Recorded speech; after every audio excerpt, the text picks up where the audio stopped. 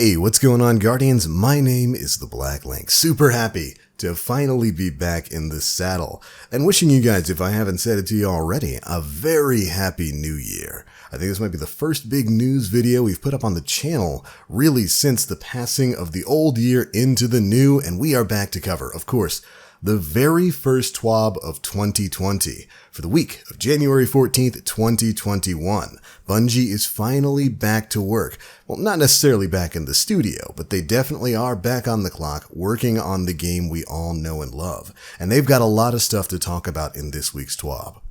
For instance, we're going to be hearing about changes to rewards in places like the Dreaming City and on the Moon. We're going to be getting some sandbox tuning for Hunter Stasis abilities. Spoiler alert, rest in peace Shatterdive. And we're going to be learning a bit about how some of the ritual vendors like the Crucible and Gambit and all of that are going to be changing real soon. A lot of interesting stuff. Of course, Bungie has had a lot to contend with over the past couple of weeks. The notion of Crucible has been a very hot topic of conversation in the community. And so as we wind our way down to the end of Season 12, I'm glad Bungie's actually taking the time to address not only the state of the Crucible, but also the state of the rewards that we earn in Destiny 2. As a matter of fact, that's exactly where this TWAB starts out. We are getting an awesome reward update for the Dreaming City and the Moon. And Bungie Rewards Area Lead Justin Dizette? I'm going to go with Dizette, it sounds fancier. Basically walks us through what's going to be happening with some of the weapons and armor you know and love from both Forsaken and Shadowkeep. Here's what they had to say. First, we'll be reviewing a list of what changes we'll start seeing in Season 13. 1. They've reissued Dreaming City Reverie Dawn and Moon Dreambane armor. Fantastic news. These will also drop with high stats when earned in the Shattered Throne or Pit of Heresy. This is already a fantastic start. You guys have heard me complain about it plenty of times. It didn't really make sense to start sunsetting armor in general, but especially weapons and armor that were about a year old, stuff that dropped with Shadowkeep last year. Or I guess it's 2021 now, the year before last year. It didn't make sense for that stuff to suddenly be worthless while that content is still utilized in game, Neither the Dreaming City nor the Moon are sunset locations. Some quests send you there to go and do activities, and it's really weird to go and run activities in those world spaces and not get gear that you can actually viably use because it's, locked at lower light levels. Very happy to hear about this. Anyways, they go on to state that the final chest in Pit of Heresy will no longer drop a fully masterwork Dreambane armor piece. Instead, the Dreambane armor piece that drops will have 7 armor energy and is guaranteed to drop with at least 2 +16s in 2 different stats and higher stats overall. And Dreambane class items will not drop from this chest. Fantastic news again. This is really good stuff. Although I would argue, it's a once a week reward, for whatever character you're playing on. Maybe they could have left it alone and just had it drop fully masterworked while also being guaranteed to have these higher stats. But either way, I'm very happy to see that the Dreambane armor is making its way back to the forefront. Let's move on. Next up, reissued 4 weapons for Dreaming City with new perk pools. Really exciting. Waking Vigil, Sleepless, Vouchsafe, and Retold Tale are making their way back into the sandbox. Dreaming City weapons that drop in the Shattered Throne dungeon can also roll with perks that are unavailable from drops from other reward sources. This is huge, meaning you actually have a reason to run Shattered Throne now. You go in there, you're going to be getting some of these reissued Dreaming City weapons, but the ones that you get in Shattered Throne are going to have access to specific perk pools you can't get anywhere else. This is exactly the kind of thing Bungie needed to do for some of its pinnacle content like the older dungeons and whatnot. I love it. Really happy to see it happen here, and I can't wait to get my hands on them. Next up, they've reissued 4 weapons from the Moon as well with new perk pools. Premonition, which is going to be a Pit of Heresy exclusive drop, Heretic, Blasphemer, and Apostate. And also, weapons that drop in Pit of Heresy can also roll with perks that are unavailable from drops from other reward sources. So it's the same thing with the Shattered Throne. Again, I love it. I love that these dungeon weapons are going to be coming back and they're going to have their own specific, unique perk pool. This is the way to do it, Bungie. Well done. Additionally, they're going to be expanding the Legend and Master Lost Sector rotations to include the 4 moon sectors, K1 Logistics, K1 Communication, K1 Crew Quarters, and K1 Revelation. Also very happy to hear about that, of course. I think the Legend and Master Lost Sector system is one of the best things Bungie's done for a repeatable activity in a long time. Running those to farm exotics is actually pretty darn fun. Glad they're expanding it. Good stuff. Overall, some really exciting changes here. I am happy that Bungie seems to be partially undoing some of the most curious aspects of their sunsetting and bringing some of these things back into the fore. Good stuff. They end this section by saying, we're making these changes to help preserve the relevancy of the destinations, specifically some of the pinnacle in-game activities that still exist there. To get more specific around the actual experience, activities where reissues are acquired will be heavily weighed towards rewarding reissued gear over capped gear, though the exact weighing and mechanisms may differ.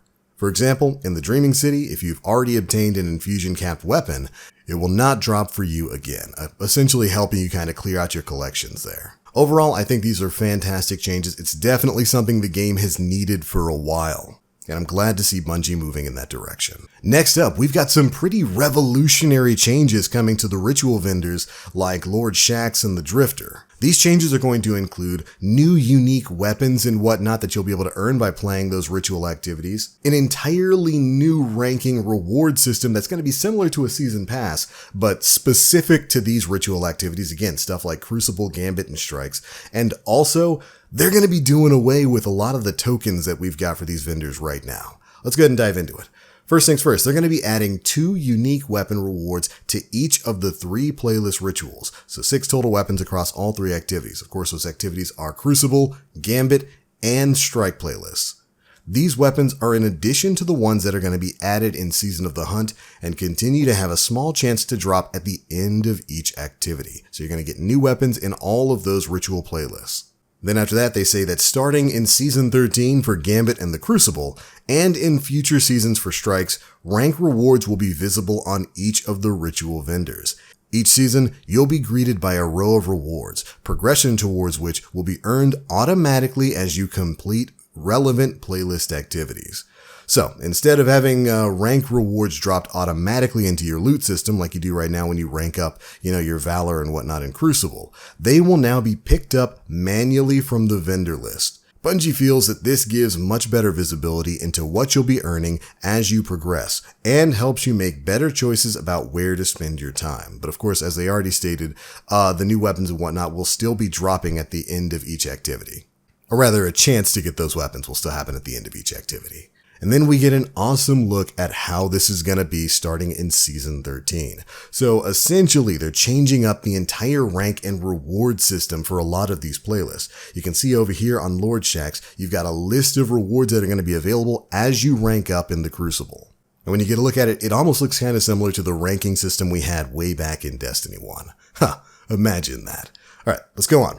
Progression is on a per ritual basis. You can be on rank 10 for the Crucible and rank 4 for the Gambit, for example. You'll reset your rank right at the vendor by picking up the final reward. And rewards for each individual ritual are as follows. For rank 4, you're going to get 3 upgrade modules. At rank 7, 3 enhancement cores. At rank 10, you'll get a seasonal ritual shader, and that'll be upgraded to 3 enhancement cores after your first rank reset of the season. At rank 13, you're going to get 2 enhancement prisms. At rank 16, you're going to get a seasonal ritual emblem, which is going to change to 2 enhancement prisms after resetting your rank. And your final reset reward is going to be an Ascendant Shard, which will upgrade to an exotic engram after your first reset.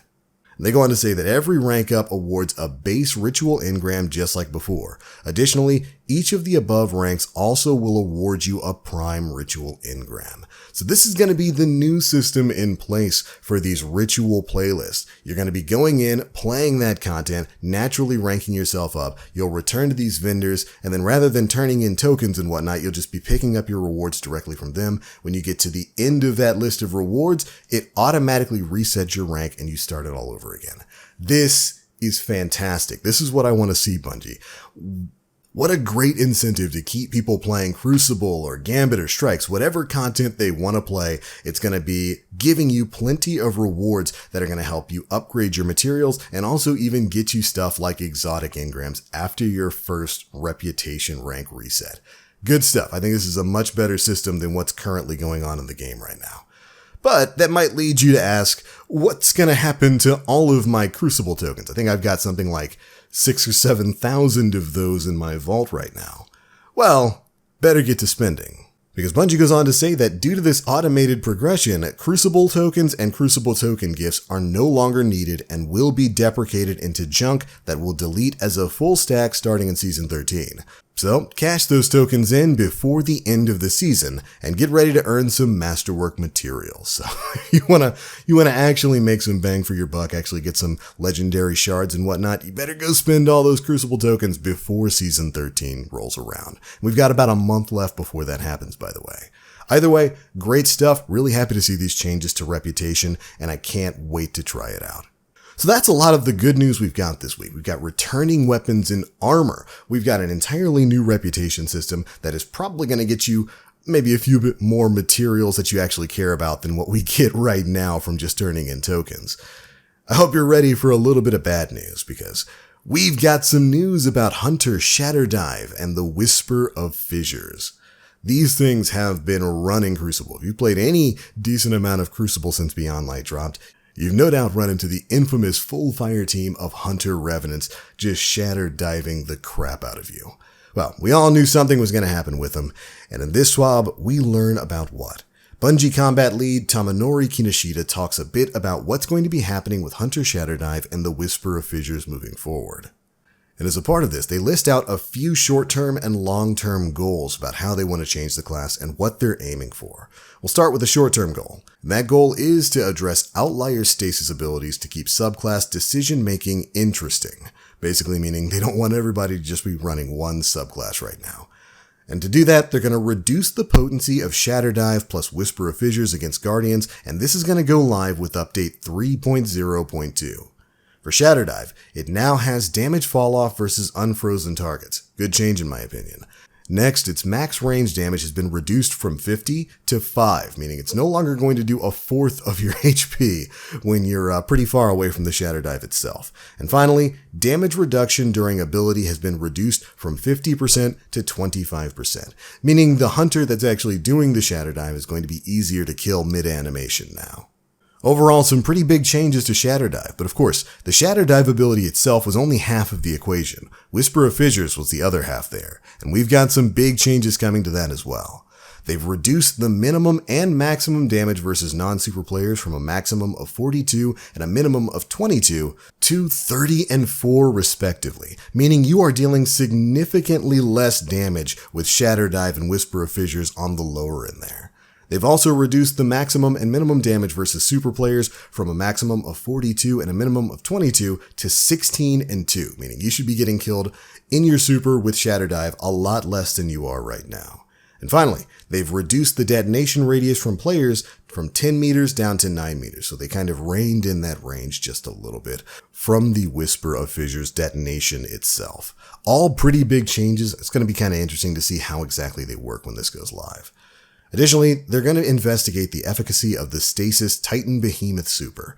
They want to let the above changes settle to see where Behemoth stands in their PvP hierarchy, but this is next on their radar. So Titans, you're not safe either. Alright, next up we've got their midterm goals to improve PvP subclass usage and win rate balance.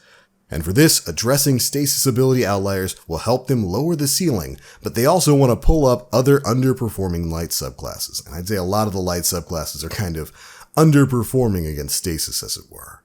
Finally, their last midterm goal is to review their ability to gunplay balance in PvP. Destiny is a game about both explosive space magic moments and intrinsically satisfying gunplay. Especially in the 3v3 playlist, the usage of abilities has climbed as we introduce more and more ways to charge them quickly. They're still in very early discussions, but they're looking into restoring a better balance where proper gunplay is rewarding in these playlists. Essentially, they've noticed that a lot of ability kills are starting to climb the charts, and they're going to try to figure out a way to get people back to using their guns in a more even balance versus just getting ability kills. Overall, some very interesting stuff there. And while I'm certain a lot of you hunters are probably a bit upset about the notion of Shatterdive being nerfed, after what happened to Warlock Shademinder and how prevalent Hunter Revenants were becoming in Crucible, we all knew it was just a matter of time. It's going to be interesting to see exactly how that changes or doesn't change Crucible moving forward. Either way, that's pretty much the biggest bits of news contained in this week's issue of the Bungie Weekly blog. There was some really good stuff in here. Really happy about the reissued weapons and armor. I think it really makes the argument that Bungie's overall push for sunsetting stuff was way too aggressive. They got rid of way too much stuff, so I'm happy to see it coming back. I'm happy to see that they're reinvigorating old content like the Pit of Heresy and Shattered Throne. You're going to actually have reasons to run that stuff now with these returning weapons, new exclusive perk pools, and of course the returning armor. That's all great stuff. Interesting stuff with the vendors. Can't wait to see how Shaxx is going to work. I think turning those playlist vendors into a more reliable source of upgrade materials and even exotic engrams on that, subsequent rank ups. Great idea overall. There's some really interesting stuff that's covered this week, and I'd love to hear your thoughts. Be sure to leave me yours down in the comment section below. Again, Happy New Year, everybody. Welcome back. Looking forward to another full year of covering some stuff here in Destiny 2. But that's it for this one. Thank you all so much for watching. And as always, I am the Black Link. You Guardians, stay frosty. We'll see you in the next one.